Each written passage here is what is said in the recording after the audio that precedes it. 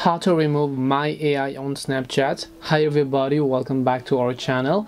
In today's guide video, I'll simply guide you through the steps on how you can remove my AI on Snapchat, so make sure to watch the video till the end.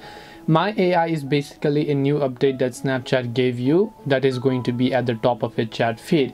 And then if you have the Snapchat app and then you go ahead and then basically open up Snapchat here, you come to the chat page and then here you can see the My AI option from the very top. What do you do if you want to remove that My AI? Well, it is very simple. All you have to do is just long press on this My AI option here, then just tap on chat settings, and here you'll find clear from chat feed. All you have to do is just go ahead and tap on clear from chat feed. Now you'll only find this option if you have Snapchat Plus subscription. So if I just show you my Snapchat profile here, if I go to the Snapchat Plus section, you can see I'm currently a member. That is why I'm being able to remove my AI. So if you also want to remove it, you have to have Snapchat Plus. Only then you'll be able to remove and unpin my AI from Snapchat.